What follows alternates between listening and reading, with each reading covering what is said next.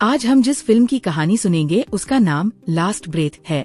यह फिल्म 2025 में रिलीज हुई थी और एक सच्ची घटना पर आधारित है। कहानी एक ऐसी टीम के बारे में है जो समुद्र में बिछी गैस पाइपलाइनों की सुरक्षा करती है। ये दुनिया के सबसे खतरनाक कामों में से एक है। फिल्म की शुरुआत में हम क्रिस नाम के एक लड़के को देखते हैं जो लंबे समय के बाद अपने घर लौटा है। घर पर उसकी पत्नी मोराग उसका इंतजार कर रही थी।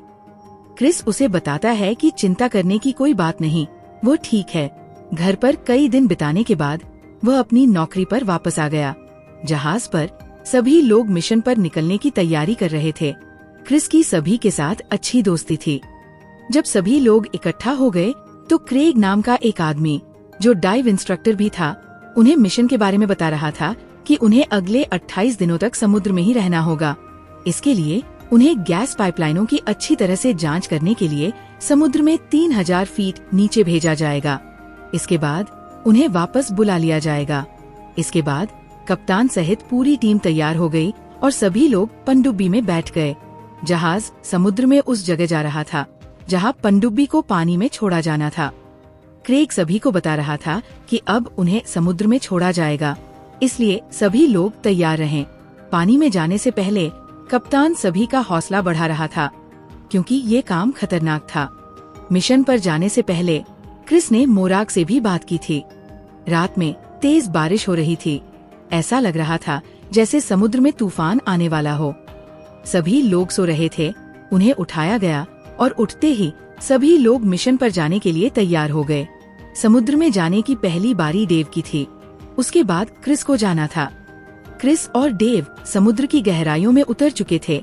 उन पर लगातार नजर रखी जा रही थी ताकि जरूरत पड़ने पर उनकी मदद की जा सके।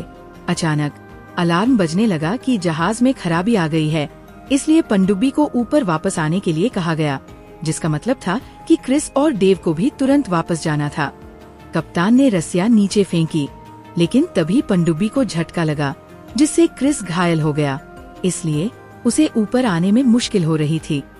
डेव उसे गाइड कर रहा था, लेकिन क्रिस के पास ऑक्सीजन भी कम रह गई थी। डेव ने क्रिस से कहा कि वह उसकी मदद करने के लिए वापस आ रहा है, लेकिन इसके लिए क्रिस को भी हिम्मत करनी होगी। क्रिस का तो सांस फूल रहा था। डेव वापस पनडुब्बी में आ चुका था, लेकिन वो क्रिस के बारे में कोई अच्छी खबर नहीं लाया था। सभी लोग क्रिस के लिए परेशान हो चुके थे और क्रिस समुद्र की गहराई में था। उसके पास सिर्फ 8 मिनट की ही ऑक्सीजन बची थी। दूसरी ओर क्रिस हाथ में लाइट पकड़े रास्ता खोजने की कोशिश कर रहा था, लेकिन हर तरफ पानी ही पानी था और अंधेरा ही अंधेरा। दर्द की वजह से उसका सांस भी फूल रहा था। टीम के सब लोग भी उसे बचाने के लिए ही काम कर रहे थे। बाहर समुद्र में पानी का बहाव भी बहुत तेज था। सारी टीम अपना अपना काम कर रही थी। फिर टीम ने आपस में सलाह करके जहाज को वापसी की ओर मोड़ दिया था। क्रिस के पास अब 4 मिनट की ही ऑक्सीजन बची थी। क्रिस को पास में ही एक पिंजरा सा दिखाई दिया तो वो उसके अंदर जाने की कोशिश कर रहा था, लेकिन वो सफल नहीं हो पा रहा था। तभी उसे मोराग की वीडियो कॉल पर कही गई बात बहुत याद आई थी कि तुम्हारे जाने के बाद मैं हमेशा यही सोचती हूँ कि तुम अपने टिन केन में बिल्कुल ठीक हो, पर जब तुम पानी में उतर जाते हो तो मेरा दिल हर वक्त, हर पल, हर सेकंड तुम्हारे ही बारे में सोचता है। लेकिन मैं ये भी जानती हूँ कि तुम बहुत बहादुर हो और हमारे लिए तुम किसी भी मुश्किल का सामना करने से घबराओगे नहीं। मोराग उसे उठने के लिए कह रही थी। क्रिस के पास ऑक्सीजन खत्म हो चुकी थी, पर अभी भी वो हिम्मत करके उठ ही पड़ा। उसने कुछ सेकंड तक ऑक्सीजन सिलेंडर के बिना सांस ले लिया था। डेव, कप्तान और टीम के बाकी लोग टिन केन में ही परेशान बैठे थे। जो लोग जहाज में थे वे भी अपनी तरफ से पूरी कोशिश कर रहे थे कि किसी तरह से क्रिस को ढूंढ सकें। टीम जो जहाज में थी उन्होंने बहुत कोशिश के बाद क्रिस को ढूंढ ही लिया था। क्रिस अभी तक जिंदा था, लेकिन ऑक्सीजन की कमी की वजह से उसकी आंखें बंद होती दिखाई दे रही थी। ऑक्सीजन के बिना क्रिस को जिंदा रहते हुए 7 मिनट और 35 सेकंड हो चुके थे, लेकिन वह ज्यादा देर तक ऑक्सीजन के बिना जिंदा नहीं रह सकता था। क्रेग, जो क्रिस और उसकी टीम का डाइव सुपरवाइजर था, वह ज्यादा परेशान था और कह रहा था कि मैं खुद क्रिस को बचाने के लिए जाना चाहता हूँ। ऐसा तो मुमकिन नहीं था क्योंकि क्रिस के पास समय कम था। क्रेग ने उस मशीन का कंट्रोल अपने हाथ में लिया जिसकी मदद से टीम क्रिस को ढूंढने में कामयाब हुई थी। क्रेग ने बड़ी मुश्किल से उस मशीन को ऑपरेट किया और क्रिस के पास ले गया ताकि वह मशीन की मदद से उसे उठाकर ऊपर ले आ सके। क्रेग ने मशीन की मदद से उसे बेल्ट से पकड़कर ऊपर उठाने की कोशिश की, लेकिन क्रिस ने खुद को उस पिंजरे के साथ बांध रखा था, जिससे ये काम मुश्किल हो गया था। ऑक्सीजन के बिना क्रिस को पूरे 16 मिनट गुजर चुके थे। उसकी बॉडी के कुछ पार्ट्स हरकत कर रहे थे, जिससे अंदाजा लगाया जा सकता था कि क्रिस अभी तक जिंदा है। एक आदमी क्रिस के पास पहुंच चुका था। टीम के बाकी लोग यही समझ रहे थे कि उन्होंने क्रिस को खो दिया है, क्योंकि बहुत वक्त बीत चुका था और कोई उम्मीद दिखाई नहीं दे रही थी। कप्तान भी हिम्मत हारता जा रहा था, क्योंकि हर मिशन में वे सब लोग इकट्ठे ही होते थे। जहाज में बारिश की वजह से खराबी हो गई थी, जिसकी वजह से टिन केन और जहाज का संपर्क टूट चुका था।